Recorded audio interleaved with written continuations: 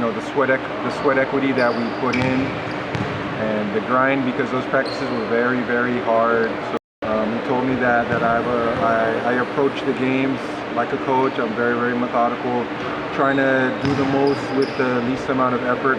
It's not something that I can say, okay, this is the way I was coached when I was in college or throughout my PBA career.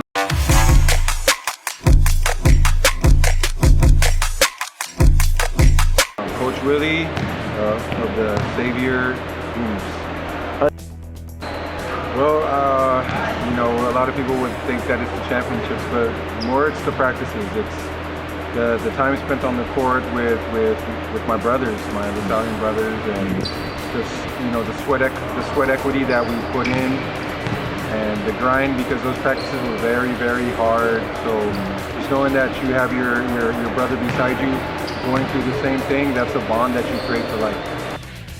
Oh, those are the toughest things that I've ever went through. I've never went through a harder practice since, and that pretty much made me the player that I was throughout my entire career, because I know that nothing that I would ever go through will be as difficult as a DLSU practice. Prepared me, obviously. There was still growth that had to be taken. I needed to grow throughout my PBA career, but that right there was that was the base right there. Those were my pillars that I took with me throughout my PBA career. Well, Coach Jung Chico actually was the one that put the thought into my head that I can possibly transition to coaching. He told me that I approach the games like a coach. I'm very, very methodical, trying to do the most with the least amount of effort. I don't know if that was a compliment or he was just trying to say that I was lazy. But yeah, he put that thought into my mind. I put it in the back of my mind and I kept playing. I played for possibly another 10, 12 years. And then that time came when I was ready to hang it up. And then I moved straight into the coaching room of the Phoenix Fieldmasters. Growing pains. It's not something that I can say, okay, this is the way I was coached when I was in college or throughout my PBA career. It's a totally different generation, so I have to do a lot of soul searching, a lot of consultation with other coaches on how to approach this. And actually, there is no perfect way. There is no one right way.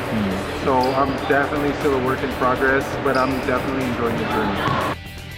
Oh, this is challenging, just in a different way. It's challenging, fulfilling, getting in front of the camera when it's live and you know that you can't do any retakes.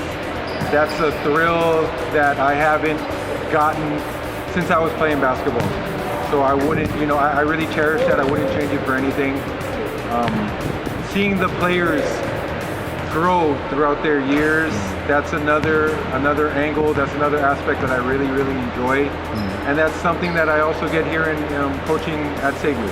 I get to see the players develop.